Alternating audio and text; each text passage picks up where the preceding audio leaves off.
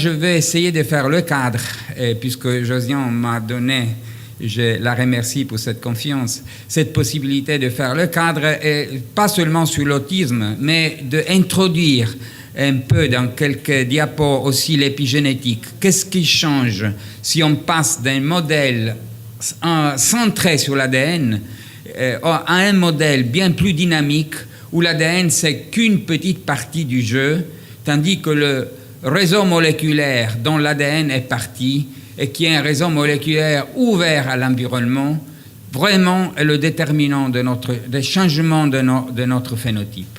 Alors, je commence. Ça, c'est la première diapo. Vous voyez bien que ce n'est pas très clair. C'est une des diapos les pires que j'ai jamais conçues, mais d'après moi, c'est assez utile pour comprendre que ce qu'on va traiter, c'est-à-dire nous, ces deux singes qui ont l'ADN qui est à peu près le même que nous, ça, il ne faut pas l'oublier. On va voir tout à l'heure qu'il y a des gens très connus qui ont le même ADN que ce chimpanzé. Ils ont un phénotype qui est très différent pour des raisons qui ne sont pas du tout dans l'ADN et qui sont peut-être bien plus dans les infos, dans les informations qu'on a reçues et qu'on a su utiliser dans les derniers, disons, 5 millions d'années ou 6 millions d'années pour changer notre phénotype, surtout le phénotype de notre système nerveux central et de notre cerveau. Ce qui fait, c'est déjà dans cette diapo, qu'il faut passer d'une génétique basée sur l'ADN, donc le câblage ancestral de notre cerveau, qui est génétiquement déterminé et qui est à peu près le même dans tout le monde, à un câblage individuel qui est épigénétiquement modulé et qui est vraiment différent dans tout le monde et qui fait la différence, soit dans la physiologie, soit comme on va voir ensemble dans la pathologie, surtout dans l'autisme, qui n'est pas une pathologie, qui n'est pas une maladie du cerveau, mais qui est plutôt, disons, un trouble du connectome, c'est-à-dire de la synaptogénèse individuelle. Donc, c'est quelque chose de réversible et c'est quelque chose de prévénible surtout. On peut dire prévénible, je sais pas. Prévisible, alors c'est ça. Vous allez me corriger, comme disait le pape l'avant-dernier. De toute façon, je pense que ça, c'est très important. Et je dis aussi réversible, si on arrive à avoir un diagnostic très précoce, et ça, c'est très important, puisqu'on arrive toujours trop tard à faire un diagnostic d'autisme, tandis que si on arrive à faire un diagnostic dans les premiers, disons, 40, non, peut-être 24 mois, 36 mois, je crois que les neural networks, les réseaux neuronaux ne sont pas tout à fait fermés, donc on peut encore essayer de renverser tout ça. Donc ça, c'est un peu la théorie. On va voir comment on va y arriver ensemble à comprendre que l'épigénétique, c'est plus important de ce qu'on pensait. On voit Woody Allen, qui est un des plus grands psychiatres des dernières années. Vous voyez, dans le film très connu, tout ce que vous aurez voulu savoir sur le sexe et tout ça, il était déguisé en sperme. C'est pas à sous-évaluer ça, puisque le sperme, il va avoir un rôle bien majeur de ce qu'on pensait avant. On va le voir aussi. Donc, on a des données nouveaux. Depuis quelques années, on a compris qu'il avait raison en disant, Woody Allen, qu'on parle beaucoup trop du cerveau, c'est-à-dire, il disait notre deuxième organe préféré. Personne ne sait lequel c'est notre premier organe préféré, d'après lui. Mais il disait aussi que le cerveau, c'est absolument méconnu. Ça devient de moins en moins vrai, c'est-à-dire que si on regarde les études qui sont sorties dans les dernières 15 années sur PubMed, sur le cerveau, on est passé de 30 000 à 77 000. Bon, c'est-à-dire qu'il y a des raisons pour ça, et c'est surtout l'épigénétique. Vous voyez là, l'augmentation continuelle des études de l'épigénétique dans les dernières 5 années. Il faut comprendre pourquoi. Je vais essayer de vous donner, disons, des idées sur ça. Et voyons aussi l'augmentation continuelle des études de neuroimaging qui font vraiment la différence pour notre connaissance, notre façon d'évaluer et d'étudier le cerveau. Et on va voir aussi les études sur l'autisme qui sont en train d'augmenter de la même façon. des études sur le microbiome. On peut penser que c'est pas très lié, le microbiome, avec le développement du cerveau. C'est pas du tout vrai. On va voir dans le dernier diapo que je viens d'insérer que le microbiome, c'est un inducteur épigénétique formidable, et les changements de microbiome peuvent avoir un rôle bien majeur de ce qu'on pensait, et les perturbateurs endocriniens. Alors, vous avez vu les derniers 6 diapos, c'est une augmentation continuelle des études sur le brain, sur le cerveau, sur l'épigénétique, sur le neuroimaging, sur l'autisme, sur le microbiome et sur le perturbateur endocrinien. Ça, c'est déjà une donnée épidémiologique, si on veut. Alors, le deuxième forward, le deuxième avant-propos. Ça, c'est un peu répété, mais je crois que c'est utile puisque pas tout le monde avait écouté. Il y a 2 ans, j'avais déjà un peu proposé cette interprétation de l'épigénétique. C'est une véritable révolution conceptuelle. Au lieu de penser à l'ADN comme le code, le projet fondamental de construction de notre phénotype, il faut penser d'une façon complètement différente. L'ADN, ce n'est que le dictionnaire. Il est à peu près le même dans tous les hommes, spécifique pour la spécie, même si on a des différences, des polymorphismes et tout ça qui sont importants, mais qui ne sont pas la cause des changements véritables de notre phénotype, mais sont des conditions qui peuvent changer notre façon, comme on a vu tout à l'heure de toute façon, qui peuvent changer notre façon de réagir ou de métaboliser, par exemple, des molécules et tout ça, mais ce n'est pas vraiment, disons, la cause la plus importante de changement de notre phénotype. Tandis qu'en bas, les changements de notre phénotype sont vraiment induits par l'environnement, qui est modulé par l'épigénome et conditionné par l'ADN, surtout pour une raison très importante, c'est-à-dire que les premiers mois de notre vie sont les plus importants de notre vie point de vue biologique.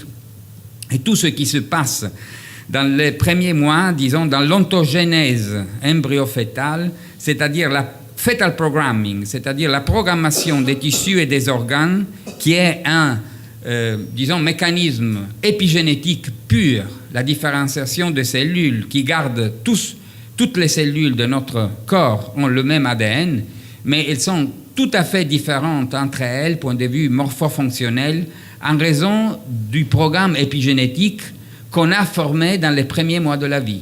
Ce qui fait que tous les dérangements dans les premiers mois de la vie sont les plus importants pour conditionner notre phénotype et le changement et l'évolution de notre phénotype dans notre vie, soit physiologique, soit pathologique. Donc, si on accepte, disons, ces coordonnées, tout ce qui peut donner un mismatch des informations, par exemple les perturbateurs endocriniens, par exemple les métaux lourds, par exemple les particules ultra fines, par exemple des tas d'inducteurs des changements épigénétiques peuvent vraiment faire la différence. Alors, il y a 7 mots clés, c'est encore une fois une répétition, mais pour expliquer l'épigénétique, c'est nécessaire, pour expliquer que l'épigénétique n'est pas une partie de la génétique classique, c'est autre façon de regarder, de considérer l'ADN. L'épigénétique, c'est un moyen pour changer notre façon de considérer le rôle même de l'ADN. L'ADN, c'est pas le projet, c'est un projet potentiel qui est dans toutes les cellules. Et l'environnement, c'est bien plus important. C'est un déterminant de santé aussi important que l'ADN, puisque toutes les informations qui viennent de l'extérieur sont modulées par l'épigénome et changent la programmation de l'ADN dans la première phase de la vie. Donc le fetal programming, c'est le mot-clé, c'est le concept clé, c'est le moment, comme j'ai dit tout à l'heure, le plus important de notre vie, puisque tous les tissus et tous les organes sont programmés au début de la vie, et la synaptogénèse, la formation du connectome, c'est-à-dire le câblage fin de notre cerveau, est produit, ça, on va le voir, ça se produit dans les derniers mois de notre vie fœtale, dans les derniers 3 mois, et dans les premières 2 années de vie. Chacun de nous, chaque nouveau-né, naît avec en place à peu près 30 milliards, on dit milliards en français, billions, oui, 30 milliards de neurones en place. Chaque neuron a à peu près 2500, 5000 synapses en place à la naissance.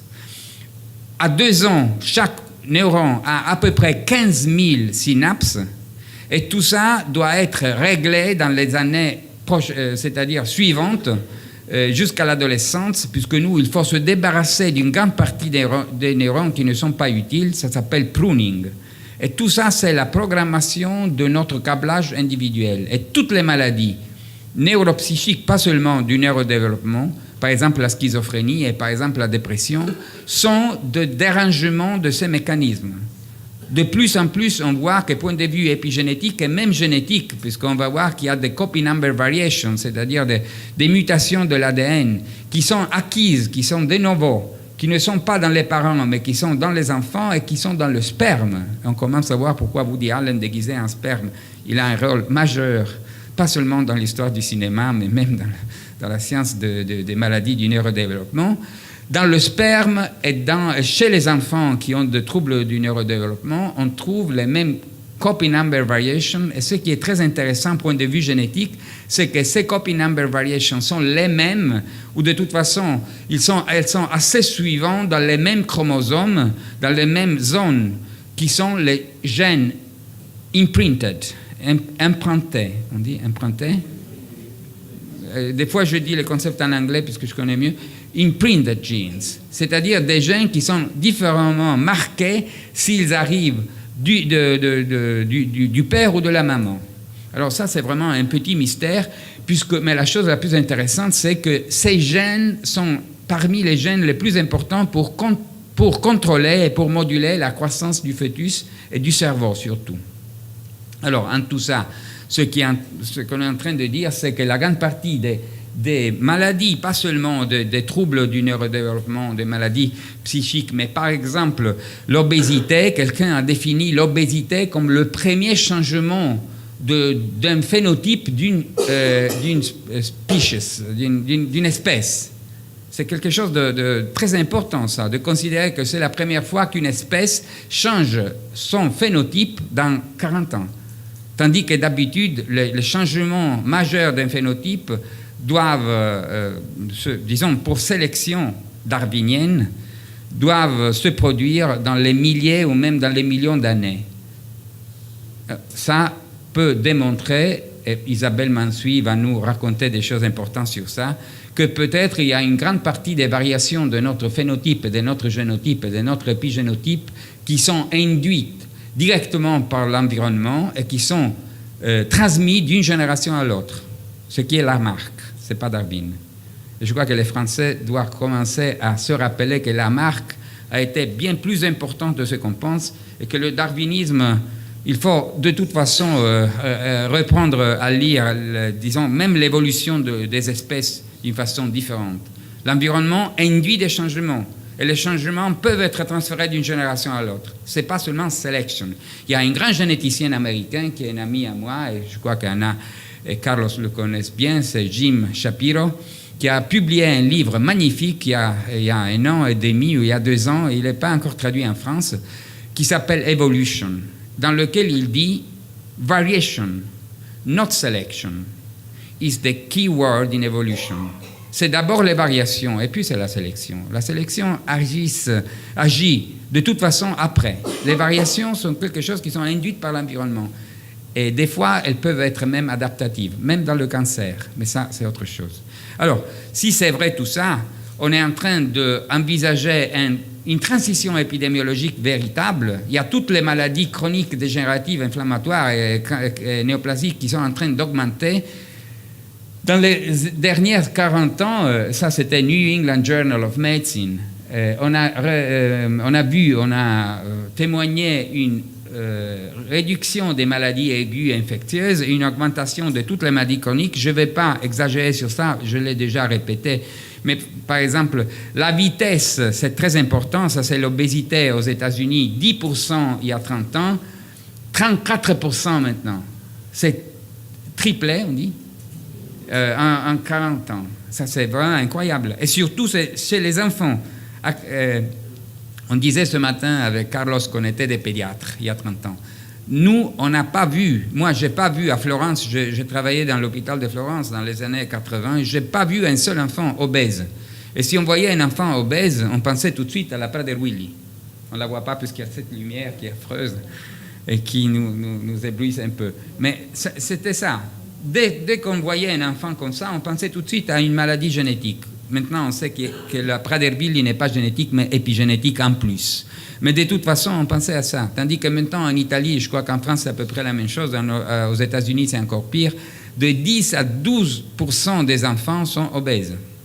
Et les enfants qui sont obèses, alors l'obésité, vous le savez mieux que moi, ce n'est pas une maladie ou disons d'accumulation de graisse dans le tissu adipeux, c'est une endocrinopathie systémique où le hypothalamus, hypophyse, surène, tissu adipeux et muscles, ça ne marche pas, ça communique d'une façon pas correcte. Et par exemple, l'enfant qui est obèse est un enfant qui a une hyperplasie du tissu adipeux, c'est-à-dire qui a le double des adipocytes. Alors vous voyez bien qu'on ne peut pas le soigner. Il faut prévenir tout ça. Primary prevention. Pas pour toutes les maladies chroniques, c'est le seul mot. Le diabète 2, encore une fois, ce qui nous étonne, ce n'est pas l'augmentation seulement, c'est l'augmentation chez les jeunes. Il y a 40 ans, le diabète 2, c'était une maladie, disons, des vieux, ou de toute façon du Moyen-Âge. Non, on ne dit pas du Moyen-Âge, on dit de... Bon, je ne sais pas le dire, de toute façon. Ouais, ok, des adultes, voilà. Tandis le Moyen-Âge, c'est autre chose.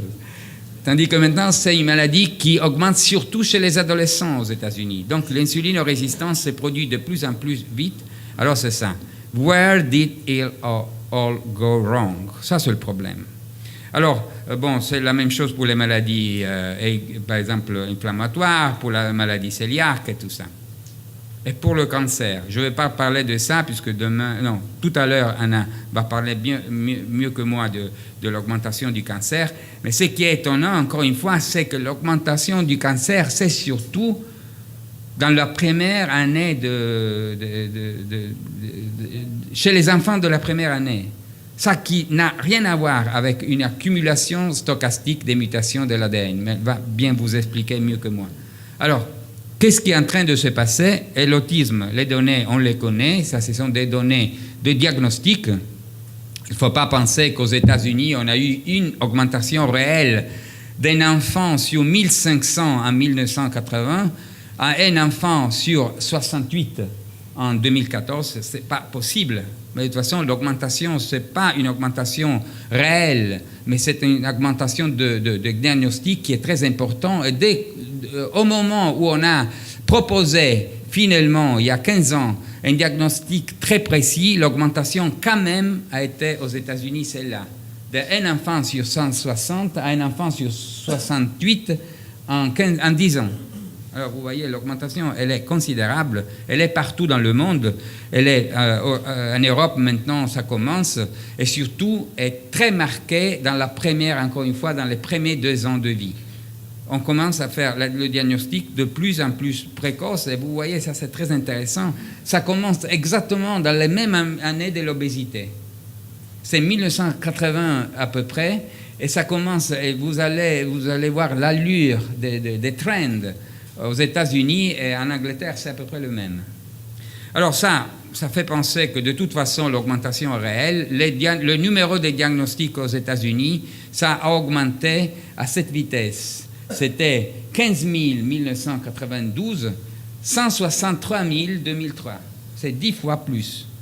Alors, à ce point-là, il faut commencer. Et l'Alzheimer, vous savez très bien que c'est le même problème à peu près. C'est les maladies, disons, de neurodégénération et surtout l'Alzheimer qui continue à augmenter, pas seulement chez les gens âgés de 80 ans, mais aussi chez les gens qui ont 65, 70 ans.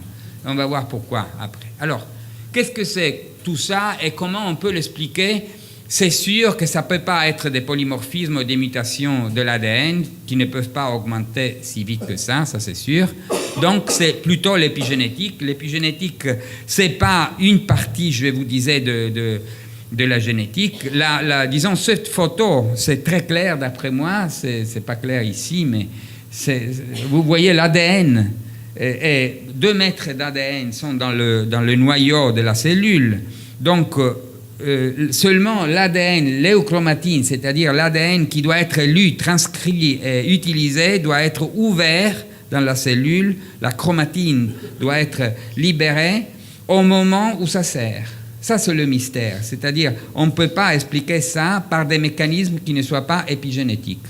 Le premier au monde, d'après moi, qui a vraiment expliqué tout ça, du moins dans ma vie ça a été comme ça, c'était un grand biologiste moléculaire qui s'appelle Richard Stallman, qui a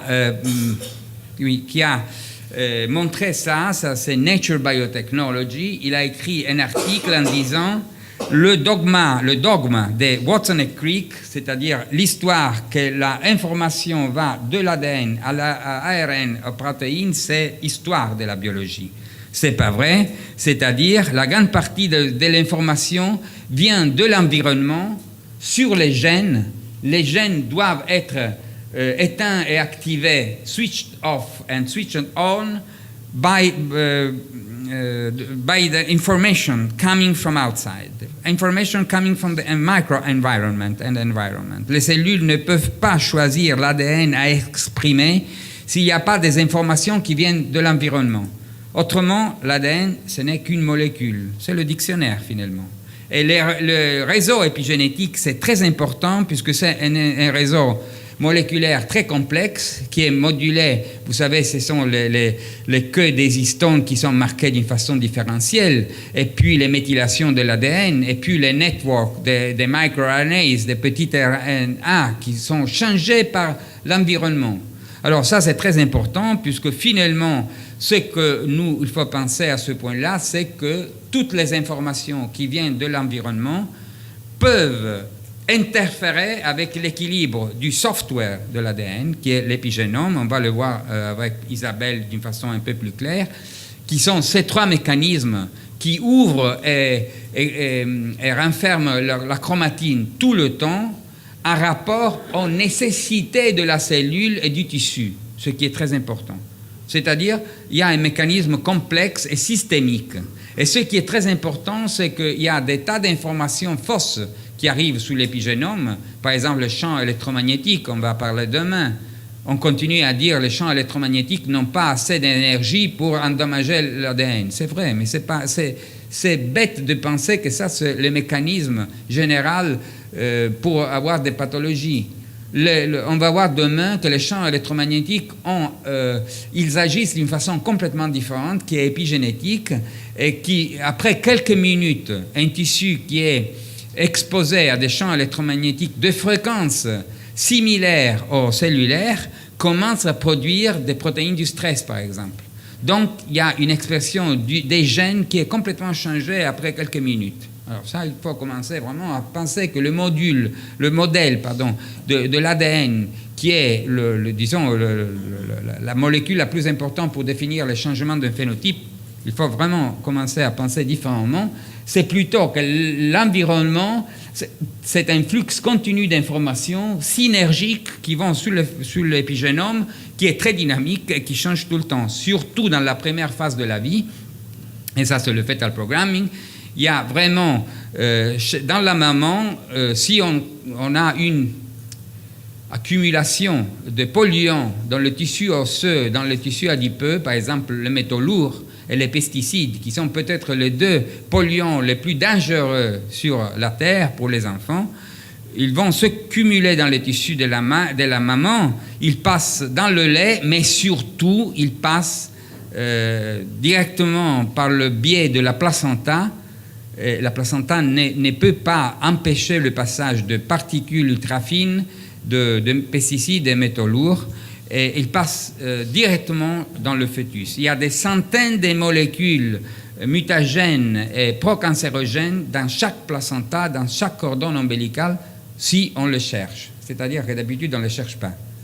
Mais si on les cherche, on en trouve minimum 250-300 molécules procancérogènes.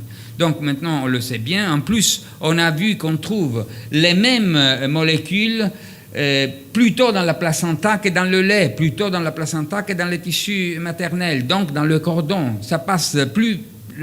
c'est comme si la maman se débarrasse des molécules dangereuses en les passant au fœtus. Vous comprenez ce que ça donne? Et pourquoi le fetal programming, c'est le problème du futur à envisager. Et c'est pour ça que les pesticides, par exemple, sont peut-être... Je vois qu'il y a un décalage entre la diapo que je montre et celle qui apparaît là-bas. Bon, c'est la vitesse de la lumière. C'est le câblage. Bon. Oui, non, mais je plaisante. J'ai besoin de plaisanter pour ne pas vous choquer trop. Alors, je disais, les pesticides, c'est sûr, c'est parmi les substances, mais vous le savez mieux que tout le monde, qui peuvent passer chez le fœtus et qui peuvent endommager directement les neurones, c'est-à-dire la formation des synapses et la formation des réseaux neuronaux. Et pas seulement les pesticides, ce qu'on a vu par exemple dans les dernières années, on ne l'avait pas compris jusqu'à 2011, c'est le trafic véhiculaire, c'est-à-dire on a fait 2 grandes études aux États-Unis des cohortes, on a étudié vraiment des centaines de milliers d'enfants et on a vu que dans les grandes villes, dans les zones les plus polluées, où il y a des métaux lourds et des particules ultra fines partout, il y a un doublement des cas d'autisme, par exemple. Le double. Vous comprenez qu'est-ce que ça veut dire?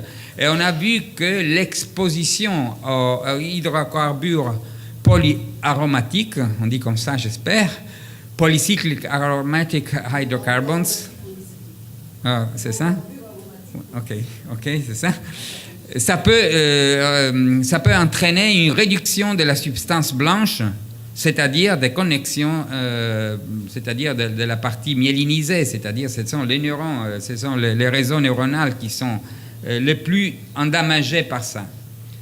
On n'a pas tellement étudié jusqu'à quelques ans ce problème, puisqu'on avait pensé, et c'était l'histoire vraiment qu'on avait conditionné tout ça, l'histoire de la thalidomide, par exemple, et d'autres molécules, on avait pensé que c'était l'exposition dans les premiers mois de la vie fœtale. Tandis que maintenant, on a commencé à étudier surtout, et c'est ça qui est très important, la partie la plus importante, ça devient de plus en plus les derniers 3 mois. Puisque la partie, disons, le début de la grossesse, de la ontogénèse fœtale, c'est plutôt la construction de l'hardware. Tandis que la construction du software, des synapses et tout ça, ça débute c'est à peu près les derniers 3 ou 4 mois. Donc ça va être très important, ça s'appelle windows of exposure, c'est-à-dire ce sont les fenêtres d'exposition qui sont très importants. Et de ce qu'on a vu, c'est que dans le cas du cerveau, les fenêtres d'exposition très importantes sont les derniers 3 mois, puisqu'il y a la migration des neurones jusqu'à la cortex. Comment on dit cortex, jusqu'au cortex. Et c'est très important qu'on a vu que les champs électromagnétiques, je ne sais pas, demain je vais vous montrer ça, les champs électromagnétiques peuvent interférer sur la migration et sur la formation des synapses. Si on expose un rat en grossesse à des champs électromagnétiques, le petit rat aura des problèmes. Il aura par exemple un numéro de synapses excitatoires qui est différent par rapport à l'exposition aux champs électromagnétiques. Pas seulement le champ électromagnétique, mais aussi les particules, les métaux lourds et les pesticides, comme je vous avais déjà dit. Et surtout, ce qui est important, vous voyez, ce sont les premiers 2 ans après la naissance, puisque la grande partie des modifications les plus importantes du système nerveux central, c'est-à-dire myélinisation, synaptogenesis, and so on, sont dans les premières 2 années après la naissance. Donc, c'est vraiment la fenêtre très étroite, mais c'est pour ça que je pense de plus en plus on est en train d'essayer de faire un projet en Italie avec les 3 sociétés de pédiatrie. On espère que le ministère va nous donner un très peu d'argent pour commencer, c'est pas sûr, pour faire vraiment la primary prevention. C'est-à-dire, vous savez, en Italie, on a le privilège d'avoir 7000 pédiatres sur le territoire. En quelque chose, l'Italie a, disons, des avantages. 7000 pédiatres qui sont en réseau et qui peuvent faire la différence. Mais on a des politiciens qui ne font pas la différence. Qui sont pires que chez vous, ça c'est sûr, chez nous.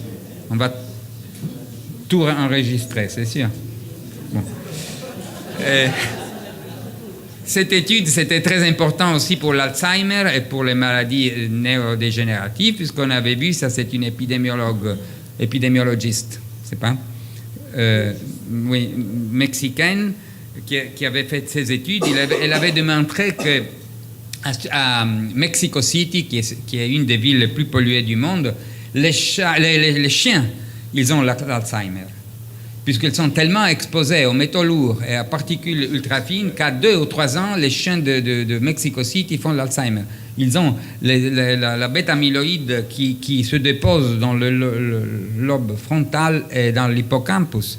Et puis, ils ont vu que le même problème, ils l'ont trouvé 5 ou 6 ans après, en étudiant les enfants et les adolescents qui sont morts pour des causes accidentales à Mexico City, qui est très important puisqu'ils sont des enfants et des adolescents qui étaient absolument sains, mais qui ont le même problème. Ils commencent à faire des dépositions d'amyloïdes et des métaux lourds partout dans le cerveau.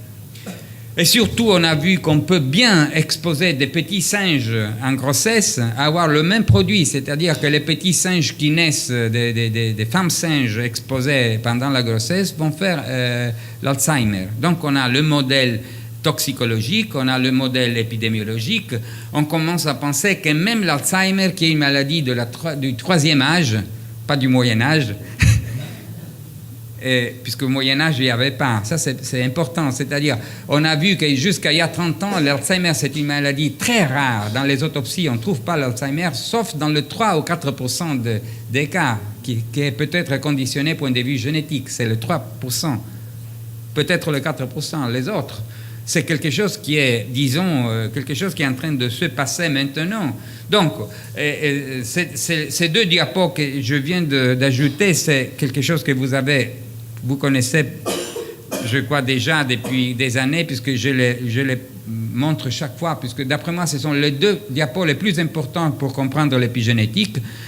C'est-à-dire, nous sommes, comme ce petit rat, le produit d'un processus de différenciation cellulaire. On a à peu près, je ne sais pas combien de trillions de cellules dans notre organisme, qui sont toutes à peu près avec l'ADN à peu près le même que le zygote. Ce n'est pas tout à fait vrai, mais c'est à peu près le même, sauf dans le lymphocyte et dans le neurone. Je ne sais pas si on arrive à dire ça. Mais on va voir la différence, point de vue morphofonctionnel, entre un lymphocyte et un neurone. Elles sont complètement différentes. Ça, c'est la puissance de l'épigénétique. Avec cette photo, je crois qu'on comprend bien que l'ADN, ce n'est pas très important pour le changement du phénotype des cellules ou de l'organisme. Puisque vous voyez que l'ADN du lymphocyte et du neurone sont à peu près les mêmes, ce qui est changé, c'est la mémoire moléculaire de cette cellule, qui est une mémoire absolument épigénétique. C'est-à-dire que le lymphocyte est passé dans la moelle, il a été éduqué dans la moelle, il a silencié épigénétiquement la grande partie du génome qui ne sert pas, il doit faire des anticorps, donc il doit utiliser que 2 petites parties du chromosome 2, 14 et 22, pour faire les immunoglobulines, et c'est tout. Tout le reste du génome est silencié pour toute sa vie et pour tous les lymphocytes qui vont naître de ce lymphocyte. Ça, c'est épigénétiquement déterminé. Il n'y a rien à voir avec la génétique traditionnelle. Tandis que le neurone qui va sur le cortex, je ne sais pas encore si je dis bien, sur le cortex, reçoit des tas d'informations pendant sa vie, et chaque information qui arrive, on va le voir, mais même, ça c'est la plasticité, developmental plasticity, neuronal plasticity, qui est maximale chez le fœtus et chez l'enfant. Chaque information fait une spin, je ne sais pas comment, épine peut-être, dendritique, de toute façon, information dendrite synaptogénèse, c'est ça. Chaque information. Même en ce moment où je suis en train de parler avec vous, vous faites épine dendritique, synaptogénèse et tout ça. Et puis cette nuit, vous allez décider si la grande partie des choses que je vous dis c'est intéressante ou pas. Et vous allez rejeter tout ce qui ne vous sert pas. Vous faites vraiment du pruning pendant la nuit. Les romantiques ne sont pas d'accord avec nous, mais de toute façon, le sommeil, point de vue évolutif, c'est peut-être ça. C'est-à-dire, c'est un mécanisme pour se nettoyer des synapses qui ne sont pas utiles. Ce qui fait que ces 4 singes qu'on va voir ensemble, oui, voilà, on les voit, qui ont, on l'a vu depuis quelques années, le même ADN à peu près, et qui sont très semblables point de vue phénotypique, etc. Quand même, en principe, ils ont un épigénotype très différent sur leur cerveau. En principe, ils sont très différents au point de vue cérébral, tandis que dans le reste du corps, ils ne sont pas tellement différents. En principe. On peut avoir un mismatch, ça c'est très important, on ne peut pas disons, parler de ça aujourd'hui, mais c'est-à-dire ce qu'on a vu, vous savez l'histoire de la Barker Hypothesis, ce qu'on a vu dans certaines études très intéressantes comme celui-là, on a vu, ça c'est la Dutch Famine, c'est la fin hollandaise du 1944, il y avait la guerre, les nazis avaient occupé l'Hollande, donc les enfants qui arrivaient à naître, ils naissaient de 1 kilo pratiquement, la grande partie mouraient. Ceux qui arrivaient à survivre, à 30 ou à 40 ans, ils faisaient obésité, diabète 2, schizophrénie. D'habitude, on oublie la schizophrénie. Tandis que la schizophrénie, ça a été vraiment très fréquente chez ces enfants et chez les adultes qui étaient les enfants nés dans cette situation. Ce qui nous a fait comprendre que dans ce cas-là aussi, c'est l'épigénétique et ce n'est pas l'ADN. C'est une étude parallèle qu'on a fait à Stalingrad et à Leningrad, où il y avait la même situation, les mêmes naissances et tout ça, mais les garçons et les adultes qui étaient nés dans la même situation ne faisaient pas obésité, diabète 2, hypertension et schizophrénie. Pourquoi? Puisqu'ils avaient été projetés pour une situation carentielle. Et la différence, c'était qu'en Hollande, après la guerre, les Américains sont arrivés et les enfants qui avaient été projetés épigénétiquement pour la situation carentielle, ils se sont trouvés déprogrammés, si vous voulez, épigénétiquement.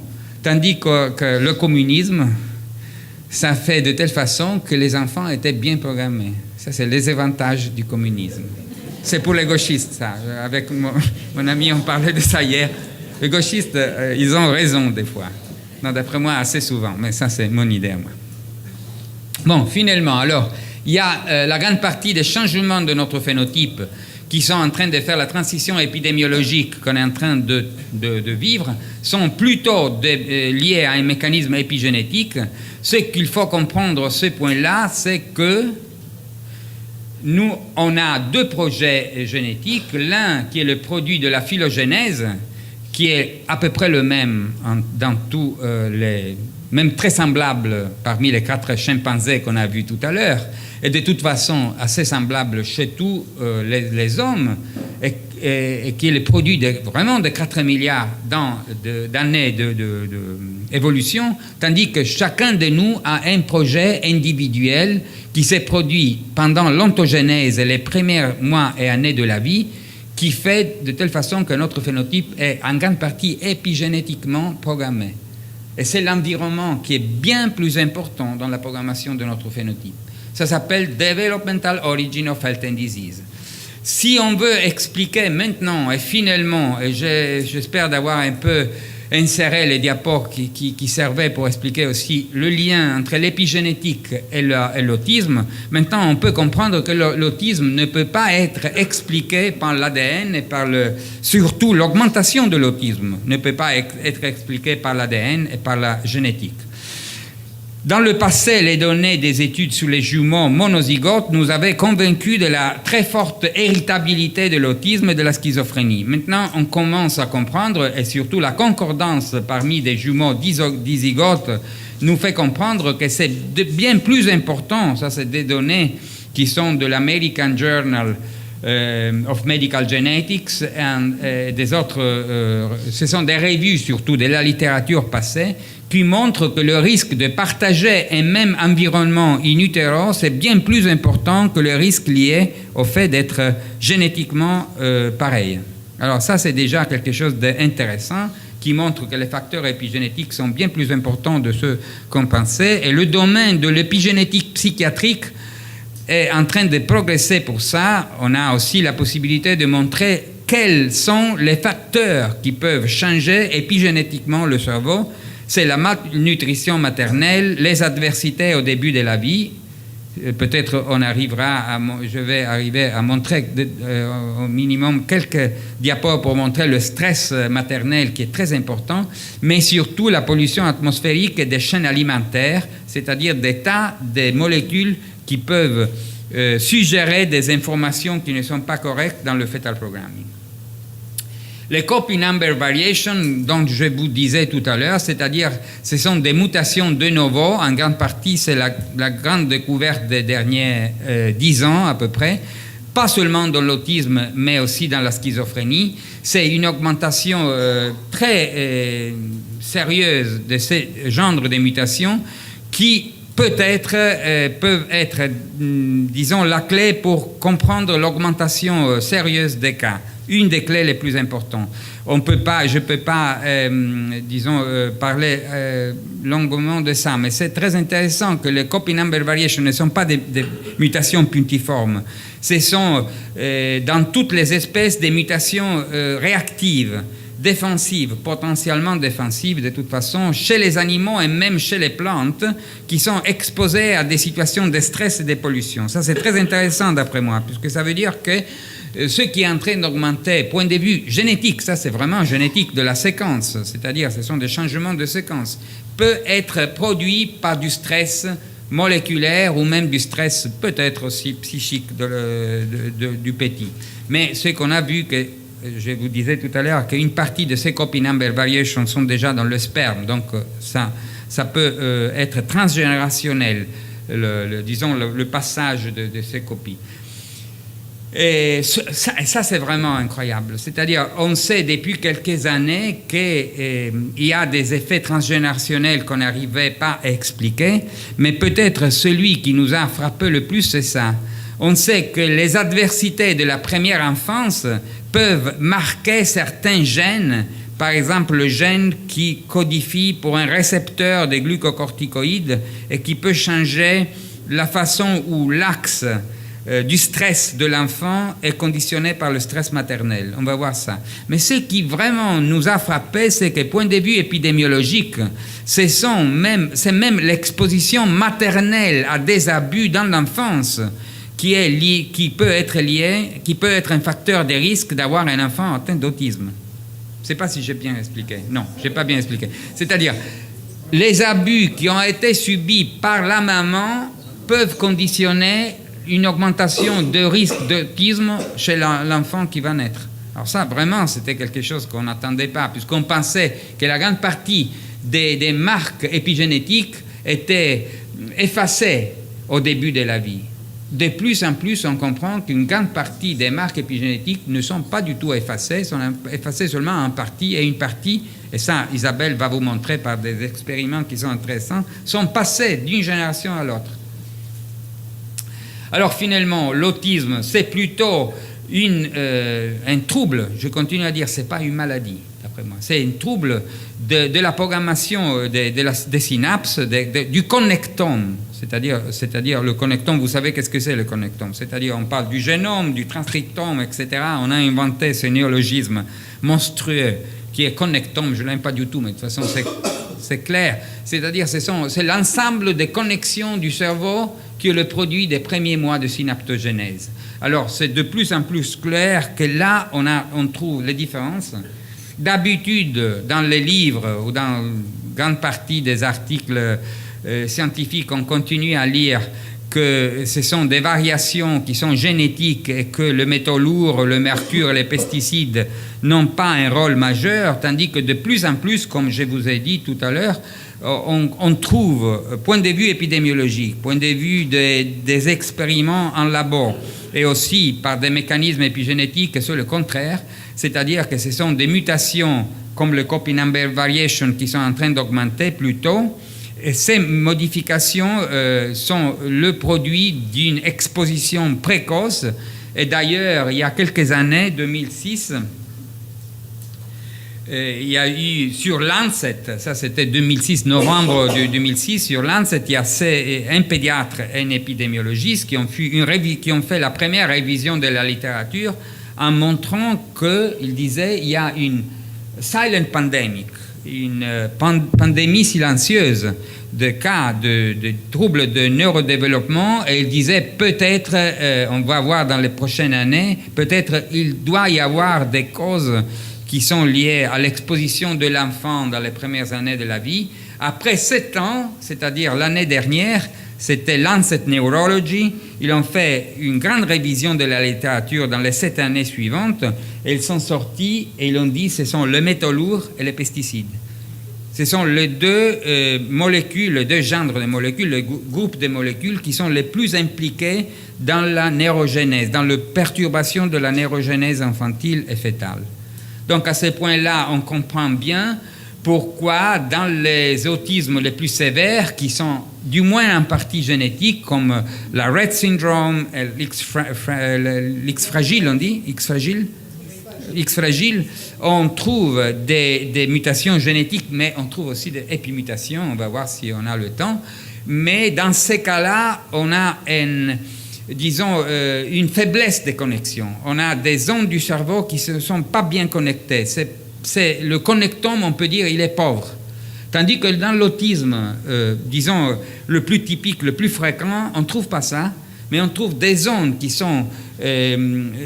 on trouve une disharmonie du connectome. C'est-à-dire, on va voir maintenant, ça c'est les résultats du neuroimaging surtout, on trouve des changements zonaux, il y a des modifications des connexions de la synaptogène dans certaines zones du cerveau.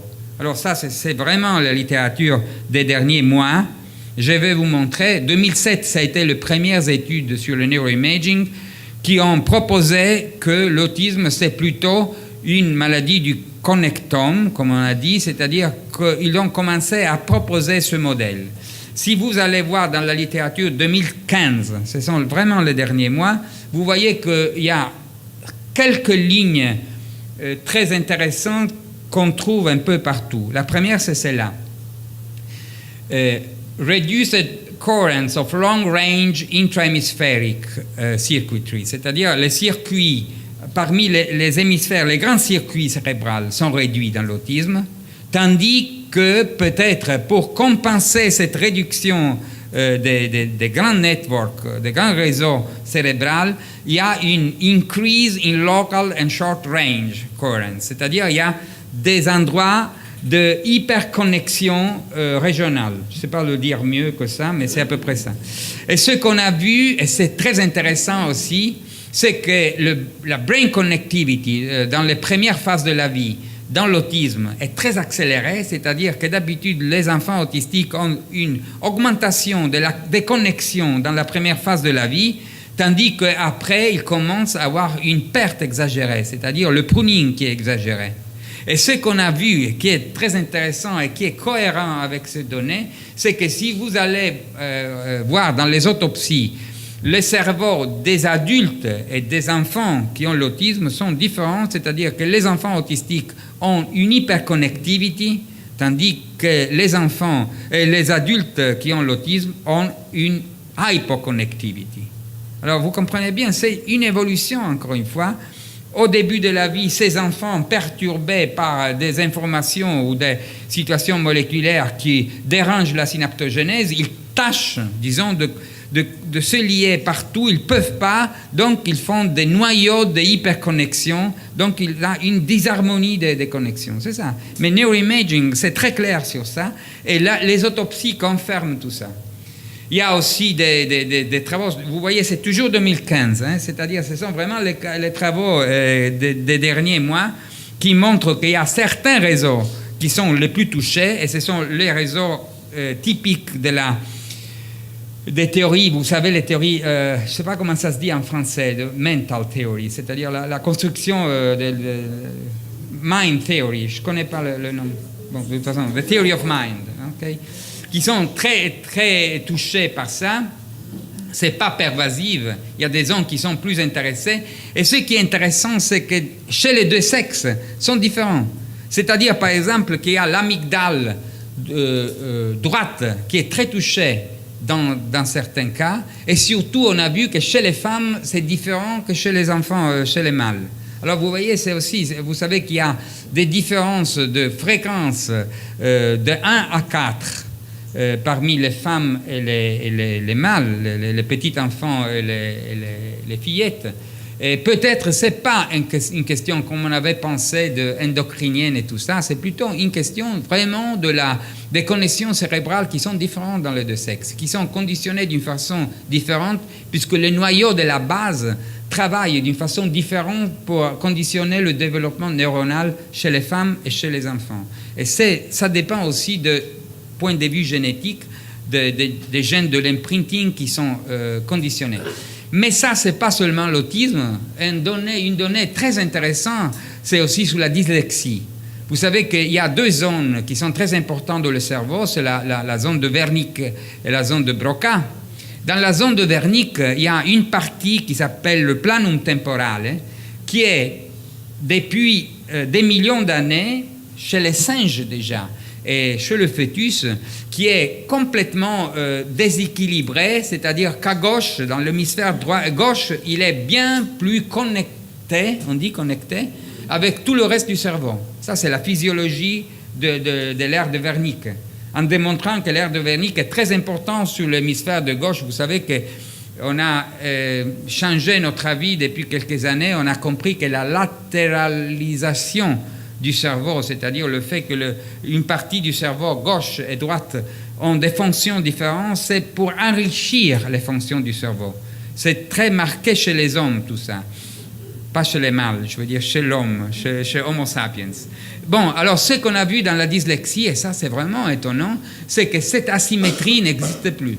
C'est-à-dire une grande partie des enfants qui ont la dyslexie n'ont pas d'asymétrie.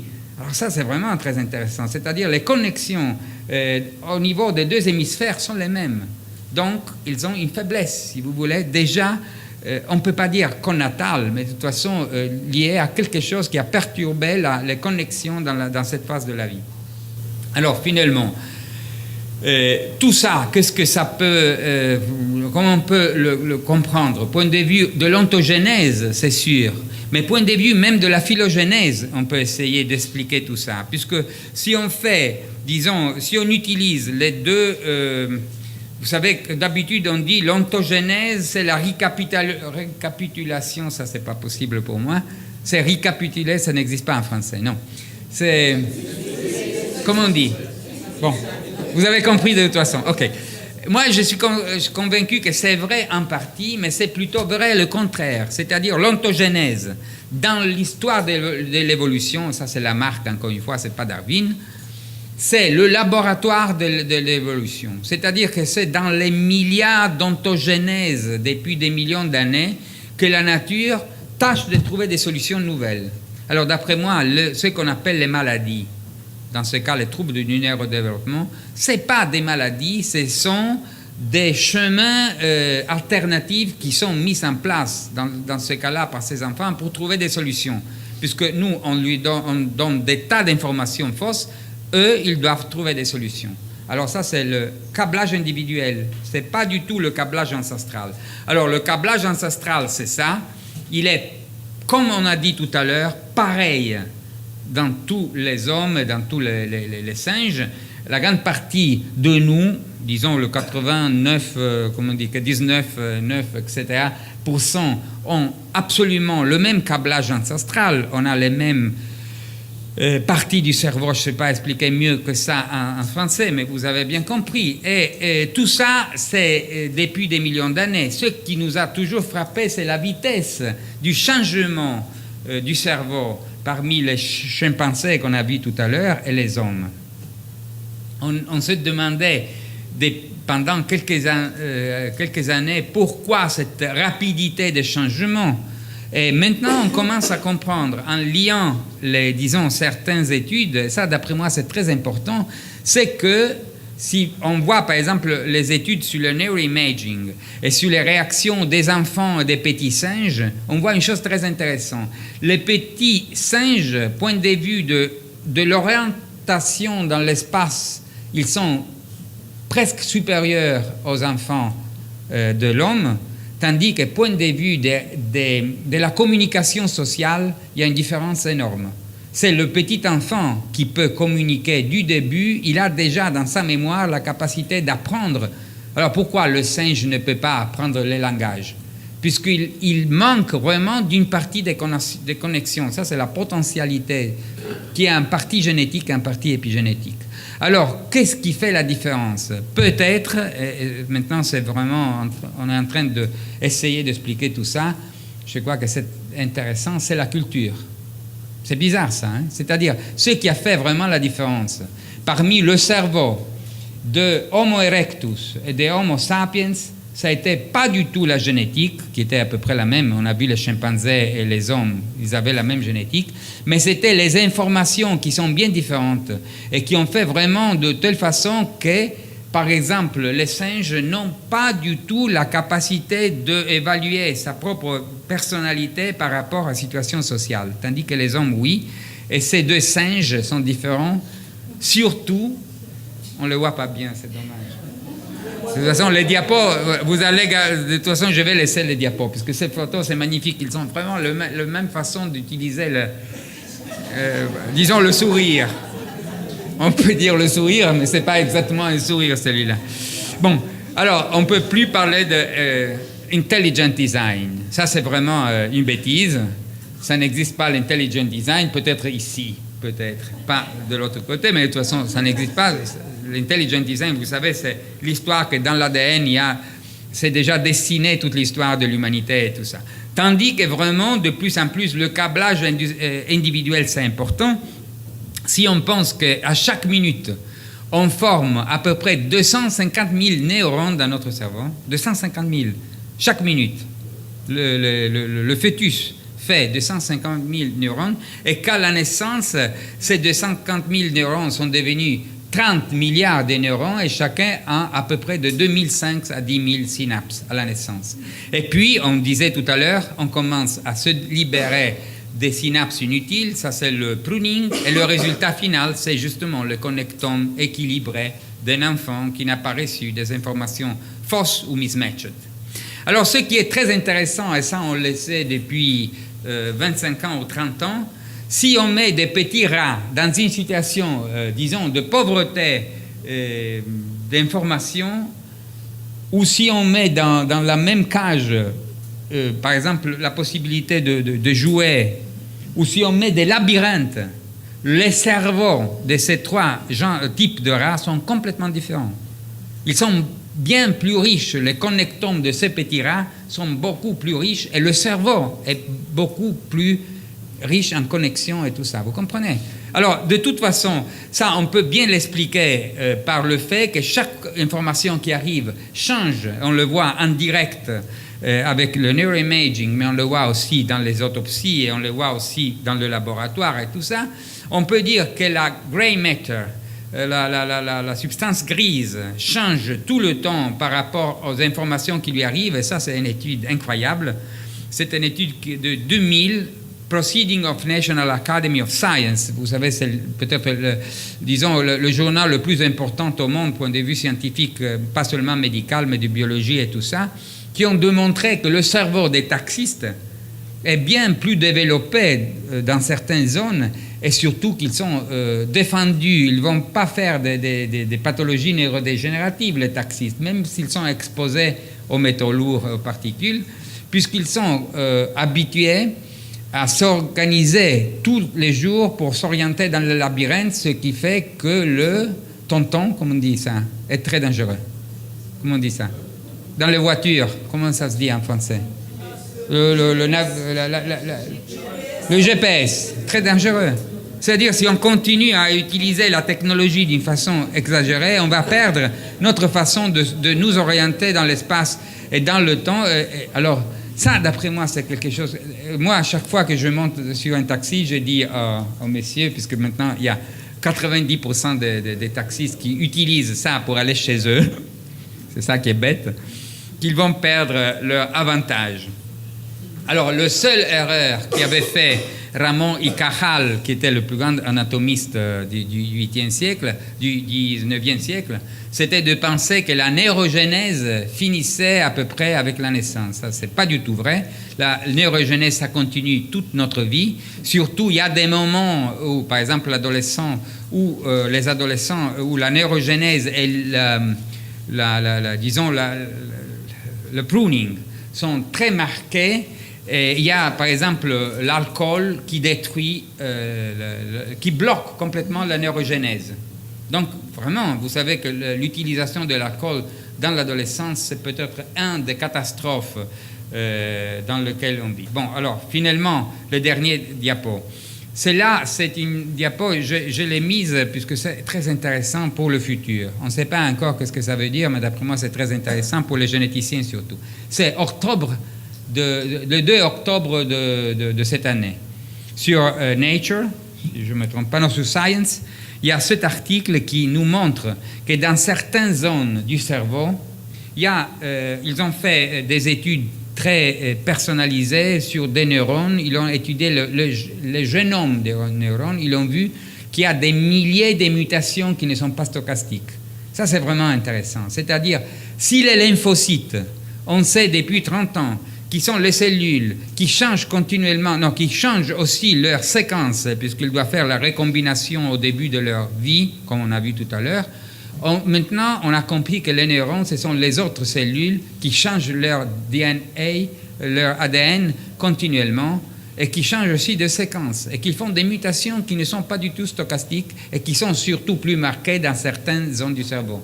Alors ça, ce n'est pas seulement épigénétique. C'est-à-dire que peut-être il y a une partie du génome qui est utilisée par les neurones seulement, pas par les autres cellules peut-être, pour changer leur phénotype, leur connexion. Et surtout, mais ça on le sait depuis quelques années, il y a des séquences mobiles, ce sont les rétrotransposones qui bougent d'une partie à l'autre pour faire ce travail. Bon, comprenez? Alors c'est-à-dire l'ADN n'est pas du tout le projet, c'est plutôt quelque chose de plastique, et dans certaines cellules, les neurones et les lymphocytes, ça reste plastique toute la vie. Donc le changement de notre phénotype, par exemple, mais ça vous allez le voir pour le cancer, etc., n'est pas du tout déterminé par des mutations stochastiques, mais plutôt par des changements qui sont phénotypiques, qui vont marquer le génome d'une façon différentielle.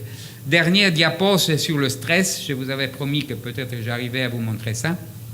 On a vu que l'autisme double à peu près dans les zones des ouragans aux États-Unis. Il y a le double des cas d'autisme. Et on a compris par des études très intéressantes sur les rats que ça dépend de la façon où le stress maternel peut agir dans les marques épigénétiques de l'axe hypothalamo, hypophyse, surène, etc. du fœtus. Puisqu'on a vu, ça c'est notre amie Isabelle qui va nous raconter ça, par exemple, si vous prenez, malheureusement, Isabelle, elle est un peu sadique, non? Mais dans le sens bon du terme.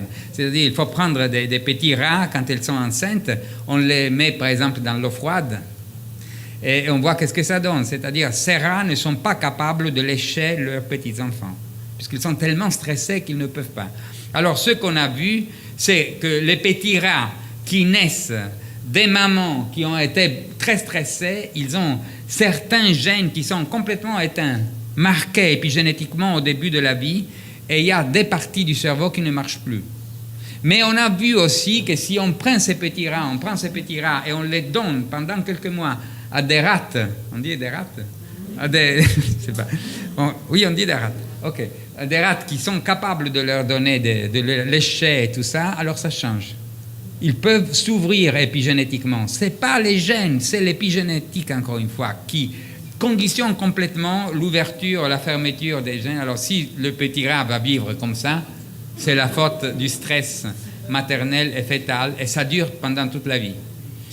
Alors il y a quelqu'un qui a critiqué tout ça en disant, bon, mais Isabelle et les autres, ils continuent à étudier les rats, les hommes sont bien différents. Vous savez qu'est-ce qu'ils ont fait, deux Américains, Ziff et Meany? Ils ont étudié les autopsies des gens qui ont commis suicide aux États-Unis. Ils ont vu qu'ils sont marqués exactement, épigénétiquement, dans les mêmes zones du cerveau, avec les mêmes marques épigénétiques. Vous comprenez ça? C'est-à-dire les suicides qui ont eu des abus ou des maltraitements dans la première partie de la vie. Encore une fois, ce n'est pas du tout génétique. C'est les marques qui sont dans la partie la plus dynamique, qui sont, disons, du cerveau, etc. Alors, pour finir, bon,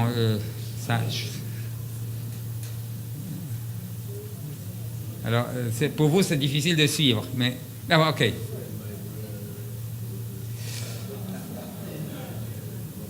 Alors, je vous montre seulement la dernière chose, c'est-à-dire le rôle majeur qu'a eu ce sperme, puisque je crois qu'Isabelle va parler de ça. Pourquoi le sperme? Puisque finalement, on a toujours étudié les mamans On a toujours pensé que c'était le stress maternel, tandis que dans les dernières années, on commence à voir que le sperme n'est pas seulement comment dire ça, le go-between, celui qui transmet l'ADN, mais il transmet des tas d'informations qui ne sont pas du tout ADN, qui sont par exemple microRNAs, qui sont portés par des organules qui s'appellent exosomes et qui sont l'expérience de la génération précédente. Alors vous voyez encore une fois que ça change beaucoup. On a vu par exemple que, encore une fois, ce petit rat, si son papa a reçu des situations de stress, alors finalement le petit rat a les mêmes problèmes que le petit rat qui naît d'une femme stressée. On l'a vu par des études, encore une fois, c'est Isabelle qui va vous montrer ça mieux que moi, comme celui-là, si on expose ce petit rat à un choc et à une odeur mauvaise, les petits qui naissent de lui, ou même les petits de la deuxième génération, dès qu'ils sont exposés à la même odeur, ils commencent à trembler. Et ce qu'on a vu, qui est vraiment incroyable, c'est que ça dépend du fait que dans le sperme, il y a des récepteurs qui sont très semblables aux récepteurs de la narine. Puisque le sperme, pour trouver l'œuf, a besoin des récepteurs qui sont à peu près les récepteurs de la narine. Ça, c'est très intéressant quand même, point de vue, disons, évolutif. Alors finalement, et pour finir, même Ziff, qui est un grand généticien, a dit que tout ça montre qu'il y a du Lamarck plutôt que du Darwin seulement. Et la même chose exactement l'a dit, et c'est la fin de cette histoire. Je m'excuse si c'était vraiment trop, peut-être cette fois-là, mais j'ai pris tout à l'heure deux séries de slides, de diapos, je les ai mêlés. Et finalement, il y a Gilbert, qui est peut-être le plus important, le plus connu evolutionary biologist, biologue évolutionniste au monde, qui a expliqué qu'il y a un facteur épigénétique majeur dans la première enfance, même si ce n'est pas quelque chose qu'on aime dire, mais c'est quelque chose dont il faut se rendre compte, c'est les prochaines, vous pouvez marquer, oui, c'est le microbiome. C'est-à-dire qu'on pensait que le microbiote, c'était important puisque on a des bactéries qui sont importantes dans notre intestin, qui nous aident pour la digestion et tout ça. Ça, on le sait depuis 30 ans. Tandis que maintenant, on a compris que la composition de notre microbiome, c'est aussi important que l'ADN, puisque nous, on a 22 000, maintenant on commence à penser que ce sont 20 000 gènes, qui ne sont pas beaucoup plus des gènes de la Drosophila melanogaster, du mosquitos, non? C'est à peu près le même numéro de gènes qu'on a de la drosophile. Mais on a 3 millions de gènes qui sont de nos bactéries. Ça s'appelle le microbiome. Et on a compris que le microbiome, sa condition, la prochaine, même l'évolution de notre système nerveux central, au point que le stress peut changer complètement le microbiome peut changer complètement notre façon de vivre. Alors pour finir d'une façon un peu plus, disons, sympa, il y a aussi la possibilité pas seulement de renverser tout ça, mais vraiment d'aider en utilisant certaines musiques. C'est-à-dire on a des études qui montrent que la musique de Mozart est bien meilleure que la musique de Beethoven. Moi, j'aime bien Beethoven, mais de toute façon, ça, je peux pas. Donc, c'est pas un conflit d'intérêts que j'ai. Mais la musique de Mozart, c'est parfaite pour moduler les réseaux neuronaux des enfants. On ne sait pas pourquoi. Peut-être il y avait quelque chose d'enfantin dans cette musique. Et de toute façon, on a vraiment fait des études de neuroimaging et des autopsies, et on a vu que les cerveaux des gens qui ont utilisé la musique classique dans les premières années de la vie sont beaucoup plus harmonisés et beaucoup plus harmonieux.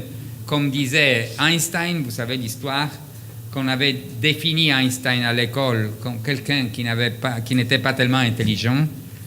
Et la maman d'Einstein n'avait pas voulu croire à ça. Il lui avait donné un violon et il disait, dès que j'ai reçu le violon, j'ai vu que l'univers, c'était bien plus intéressant. Et je crois que, bon, ça c'est un témoignage très important. Je m'arrête ici.